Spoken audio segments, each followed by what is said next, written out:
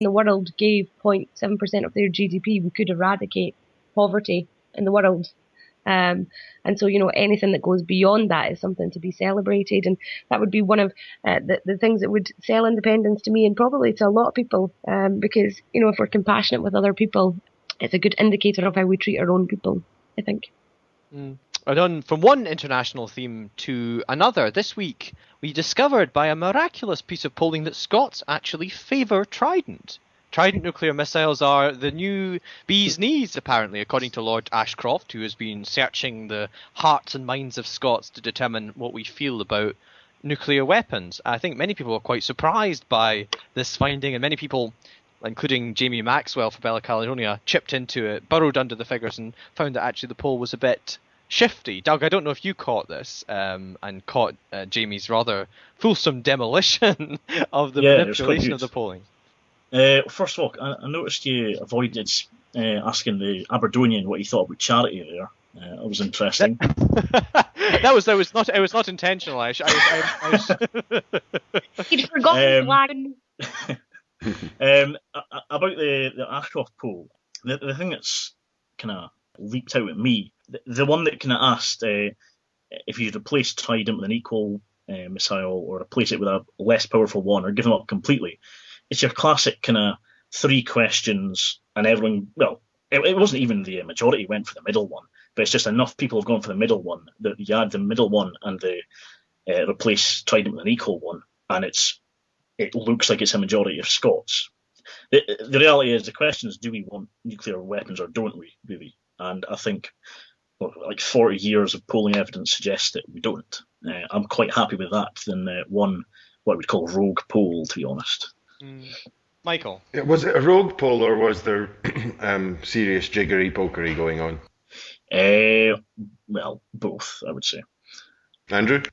Well, I think the thing that Jamie argued was kind of dubious about it is that it gave you 3 options, 2 of which were in supportive of Trident or some kind of nuclear weapon, and only the third one was against. So actually, by the distribution that Doug was talking about there, you kind of front-loaded it, so you're more likely to get an overall favourable rating for Trident. But I'm actually quite interested in Trident because I'm against nuclear weapons, but not as passionately so as I know that some of my older friends and colleagues who've been in C&D for a long time are. And if you look at the other polls which have been done, actually you see that opposition to Trident is pretty much the case all across different age groups of Scots. But I wonder, does that resonate with any of you, the sense that although younger Scots may be opposed to Trident, that maybe the intensity of CND opposition to Trident as a kind of disgraceful installation isn't quite the same as maybe some of the earlier generations. Ruaridh? I would agree with you, Andrew. I think the older generation grew up under the constant Soviet threat, where nuclear weapons were basically at the fore of foreign policy. And I think I was born in 1982. I grew up sort of remembering the Berlin Wall falling, and after that, nuclear weapons have really become a kind of irrelevance. I think to my generation, there's never been any sort of danger of us having to use them, or then Iraq came along and suddenly Saddam's got weapons of mass destruction, and one of the things that gets me, and people may not agree with me, but the one argument that I think is incredibly unfair is that it's perfectly okay for the United States and Britain and France to have nuclear weapons, and we're never going to use them. They're only going to be there for defense, but we can't allow anybody else to have them. The minute they get them, they're going to be raining down missiles on all and sundry, and I just feel that it's a totally skewed argument. And when you look at this age of austerity, the one thing that makes me against them fundamentally is the cost. Yes, there's the moral conviction of what weapons of mass destruction are capable of doing, but when you add up the sums and you see what could actually be spent in their place, I don't think there's any real justification to keep them. What do you think about that, Doug? Well, I mean, I often say myself that if I was North Korea, I would want nukes. It seems to me that any country that has any chance of being invaded by America would want nukes, and I really can't blame them. So I kind of agree with Rudy what he was saying there. I think there's certainly a kind of argument that if you're against weapons of mass destruction, you should really be against any kind of missiles, anything that's going to kill lots of people remotely. Michael, maybe bring you back in there. With the point about young people are less opposed to it than older, it might be because of the diminishing in Cold War tensions that used to go on. That kind of generation's gone, or not gone, but that old tension has disappeared to some extent. So therefore, the objection to nuclear weapons seems to be diminishing. But then that could be only because it's not in the news as much as it was during the Cold War period when there were serious concerns about a nuclear war. So that could be one reason for that. But just to restate the reason for opposing nuclear weapons is twofold. As Ruaridh said, there's the money aspect of it. In these kind of difficult times, is it justifiable when there's all these cuts going on to essentially waste so much money on something when the tactical situation, if the big threat now is a terrorist with a suitcase bomb, how do nuclear weapons, what use is that against that particular kind of enemy, so to speak? And finally, there's the moral objection, as Doug said, bombs that can indiscriminately kill millions of people maybe aren't such nice things to build, as simple as that.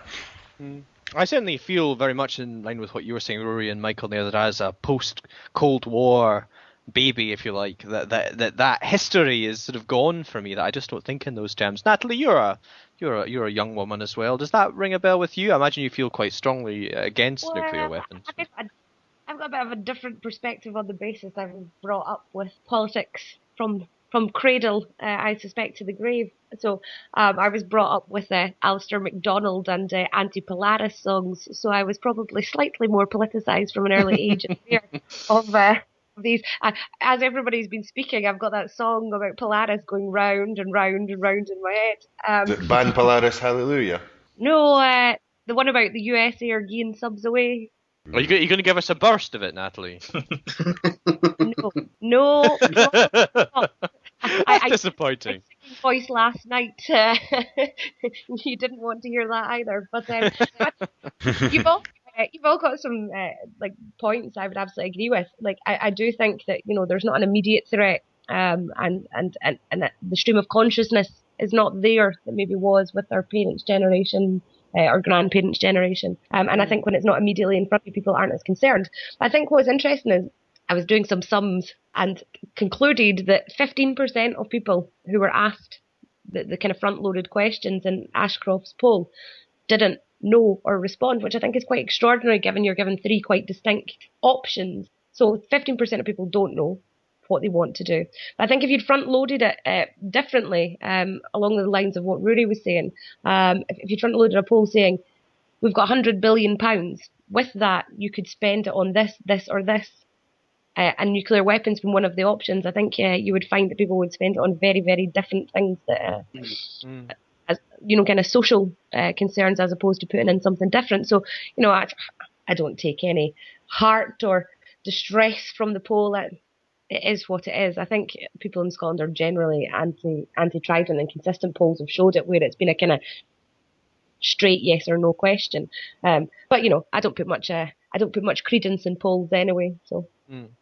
Yes, and I suppose maybe just finish off briefly with touching on, and there was another independence poll this week, which was not exactly encouraging from the US campaign's point of view. Just to ask each of you very briefly, are you feeling optimistic still, or has pessimism claimed your heart, Doug? Still pessimistic. No, sorry. No, I'm still optimistic. It's a specific question rather than the general nature of your character, I suppose. Yeah, well, that's pretty much what it is. No, I'm still optimistic about independence. There's no point winning the debate in May 2013 when the vote isn't until September 2014. So if Better Together campaigners want to rejoice at being ahead just now, then go for it, Okay, Rory, optimistic, pessimistic? Very much so. I'm more optimistic than I was at the start of the campaign, to be honest. I agree with what Doug is saying. I think the crucial period is going to be those 2 months before the referendum.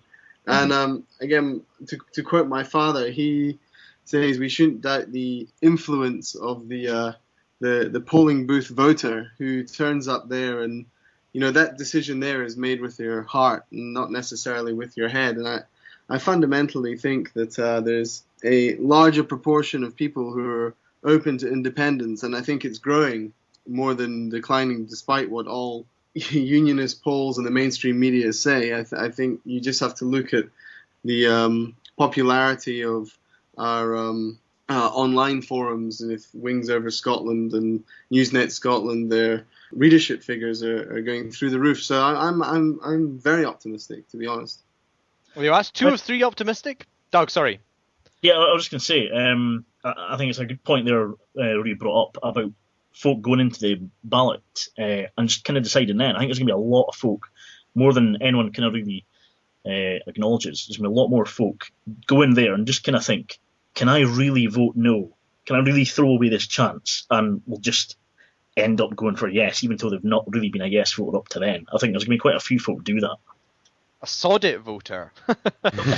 Not sod it exactly, but more, I mean, can I just kind of think, hold on, it would be madness to go to no, and their hand just can't go to the no, and just find it going towards yes. And should there be a third option on the paper? Yes, no, or get it up you?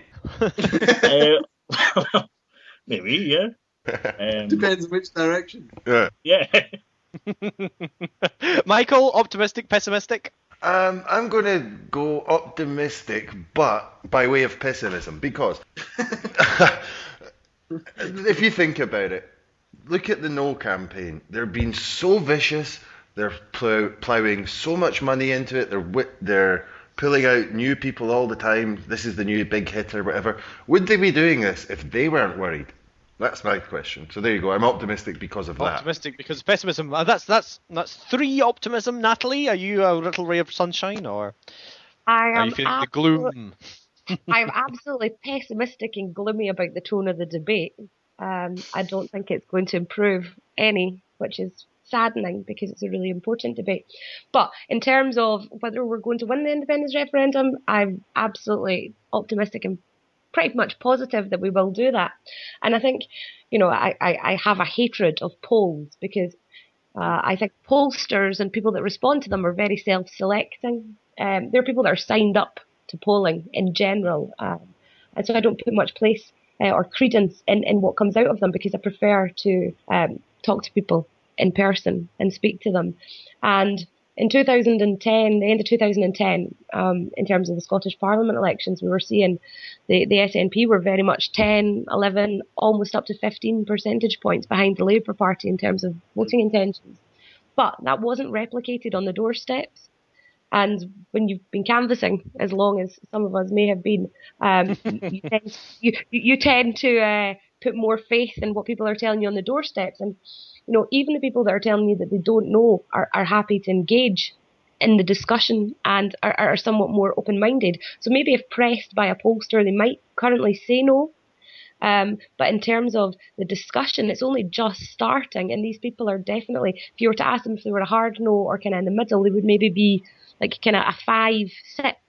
And I think if we get some good figures and some good information from the Yes campaign, that really will start them thinking. I think what is going to be a game changer really is what is going to come out in the government white paper by the Scottish Government this autumn. And I think once we have some of that information, we can really move the debate forward. And like Rory and Doug and Michael, that the debate will be won in the last few months of the campaign. But people are certainly willing to have the discussion already on the doorsteps, and that's very encouraging to me because I think once you start talking about it, the sense is in the argument for a yes vote.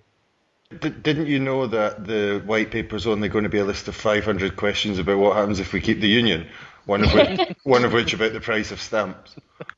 That's something to look forward to. There we are. Well, I suppose, Rory, you have one last question, and then I feel we'll have to rustle up this podcast, and we could go on forever. Yeah, just sitting here in Zambia by the banks of the Zambezi, one of the things that is lacking for us who are sort of glued to our computer screens with regard to the independence referendum is what the actual feeling is on the ground, and Natalie sort of expanded a little on that, and I think quite a few of your listeners are from the diaspora, and it'd be great to to see a little bit more of actually what